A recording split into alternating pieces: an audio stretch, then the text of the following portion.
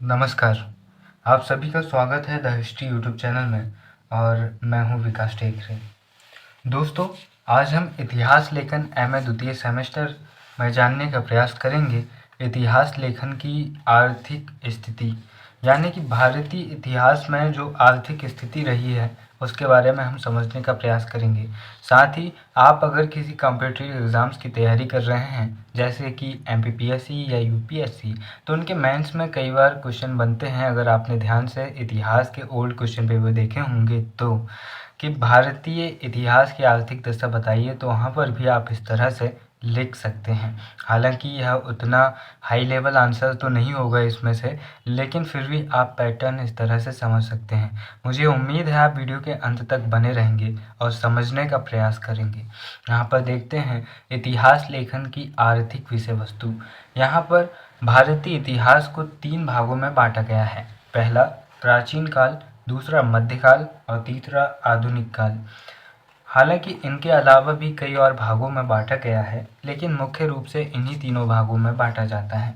अब हम प्राचीन काल की आर्थिक दशा के बारे में देखते हैं। तो प्राचीन काल में आपको देखना है वैदिक काल या फिर वैदिक युग, फिर संगम युग, फिर मौर्य युग, सातवाहन युग, गुप्त युग और फिर हर्षवर्धन का युग। इस तरह से आपको सभी वंशों के बारे में स्थिति बतानी है। फिर इसके बाद मध्यकाल में आर्थिक दशा। तो भारतीय मध्यकाल को 2 भागों में बांटा जाता है। पहला दिल्ली सल्तनत, जिसमें कि 4 वंशों ने शासन किया और ये 1206 से लेकर 1526 तक चलती रही। यहाँ पर 4 प्रमुख वंश थे। पहला 5 वंशों ने शासन किया, माफ़ कीजिएगा, गुलाम वंश, तुगलक वंश, खिलजी वंश, सैयद वंश और लोदी वंश। इन 5 वंशों ने यहाँ पर शासन किया।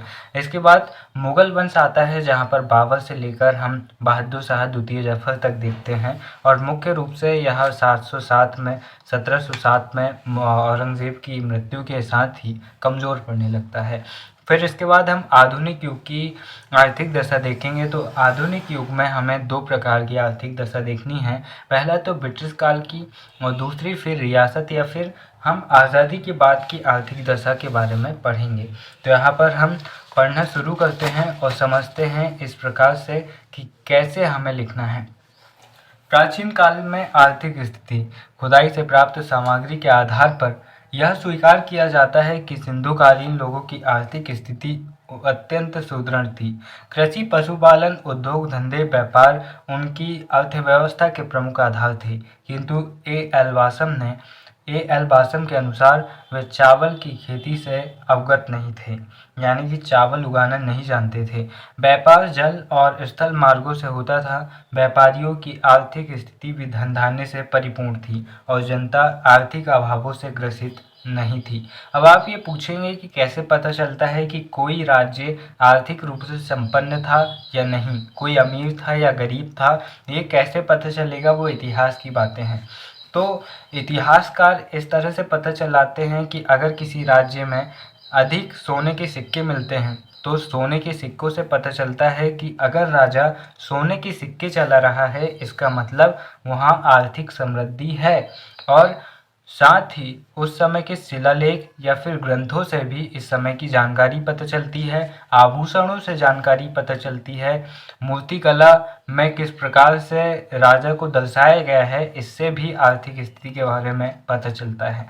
इसके बाद हम वैदिक काल में पहला देखते हैं वैदिक कालीन आर्थिक स्थिति के बारे में। ऋग्वेद में भी वैदिक काल की आर्थिक स्थिति का वर्णन उपलब्ध है।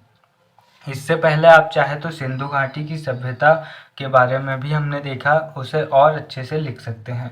ऋग्वेद में भी वैदिक काल की आर्थिक स्थिति का वर्णन उपलब्ध है। इस काल में लोग अधिकतर गांवों में निवास करते थे और कृषि उनका प्रमुख उद्यम था। गाय के प्रति उनकी अगाध श्रद्धा थी और वह विनिमय का प्रमुख साधन भी थी। निष्क नामक स्वर्ण मुद्रा का भी इस युग में वर्णन मिलता है।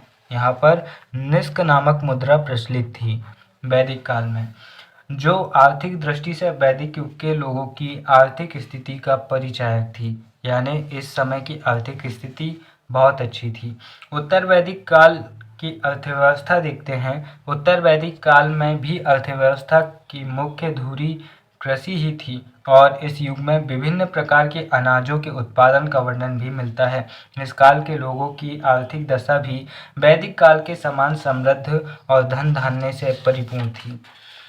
इसके बाद हम संगम युग देखते हैं। संगम वंश में हमें 4 वंश देखने को मिलते हैं। संगम वंश मुख्य रूप से विजयनगर साम्राज्य कहते हैं। विजयनगर साम्राज्य में 4 वंश हैं: संगम वंश, सालू वंश, तुलु वंश और अराविडु वंश। 4 वंशों के शासनकाल फिर ये चलता रहा 1336 से लेकर आगे तक, ये तकरीबन 1762 तक ये चलता रहा, जब तक तालीकोट के युद्ध में जो विजयनगर के राजा थे वे हार न गए। संगम युग की व्यापार एवं कृषि दशा देखते हैं। संगम युग में भी कृषि एवं व्यापार की स्थिति समृद्ध थी। संगम साहित्य से ज्ञात होता है कि जहाजों द्वारा समुद्री व्यापार व यूनान तक व्यापार होता था, यानी कि ये समुद्री व्यापार करने में भी दक्ष थे। चौथा देखते हैं मौर्य काल का आर्थिक इतिहास लेखन।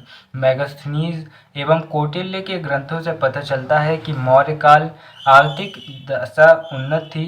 इस काल में कृषि लोगों का प्रमुख व्यवसाय के रूप में आय का महत्वपूर्ण साधन था। उद्योग धंधे विकसित थे और विभिन्न वस्तुओं का आयात निर्यात किया जाता था। भारत के जरिए सीरिया, यूनान, मिस्र, रोम आदि के साथ व्यापारिक संबंध थे।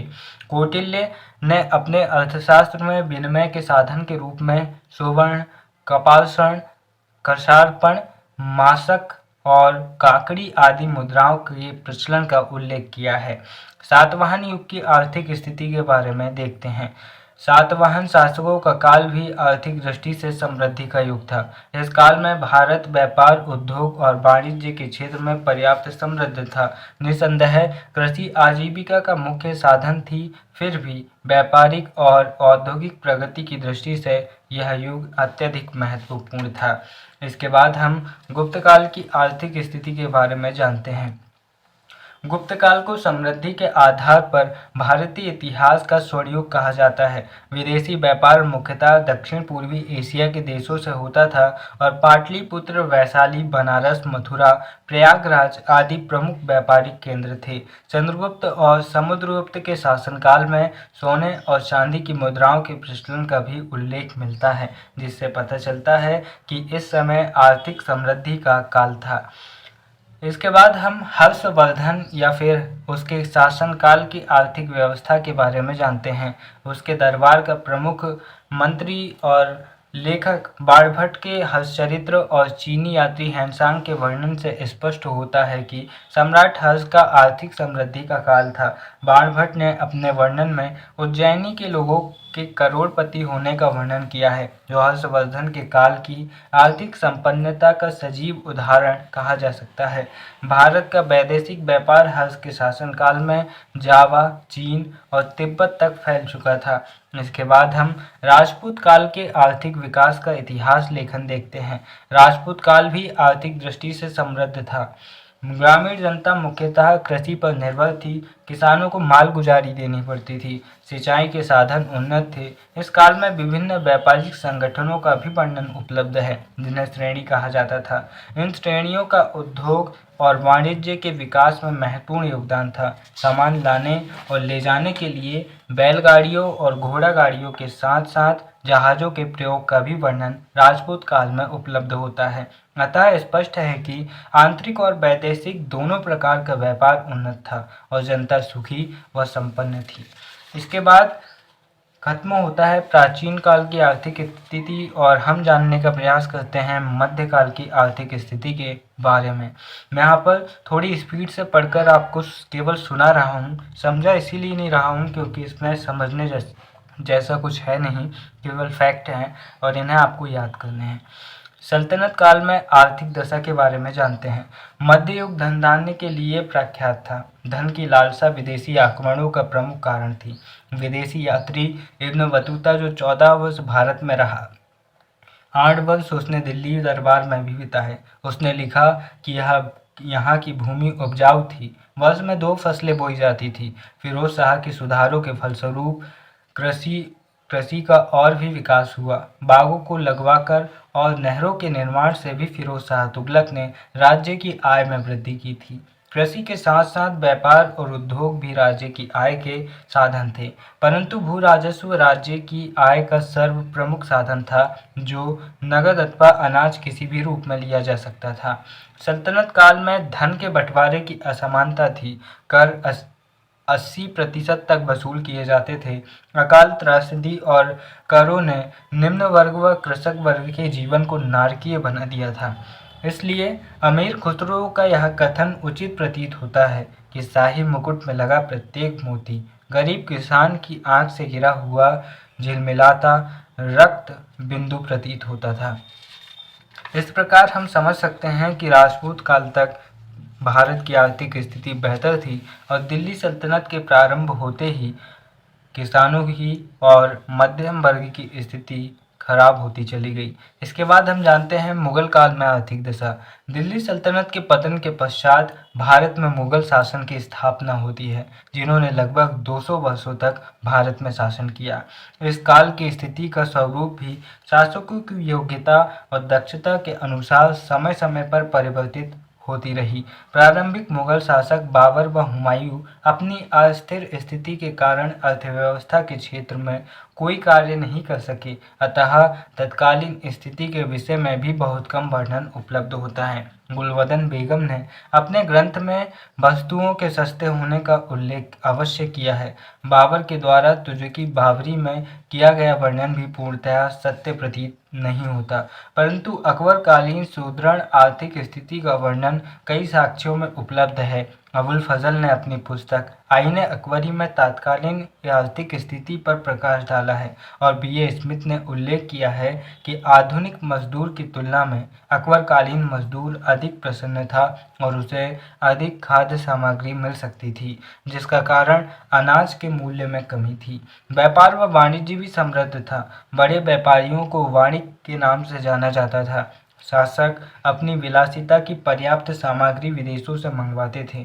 इस काल में सूरत, बंगाल, मालाबार तट, खंबात की खाड़ी और सिंधु समुद्री व्यापार के प्रमुख केंद्र थे। इस प्रकार से मध्यकालीन भारत की आर्थिक स्थिति हमने जानी। अब जानते हैं आधुनिक काल में आर्थिक स्थिति कैसी थी।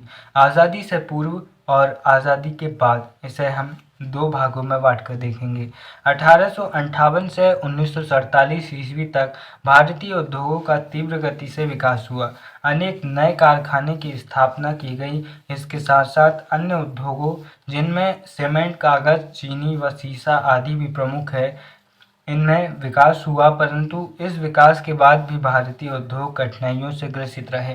सरकार की भेदपूर्ण नीति और बड़े-बड़े संयंत्रों के अभाव के कारण उद्योगपतियों को अनेक समस्याओं का सामना करना पड़ा।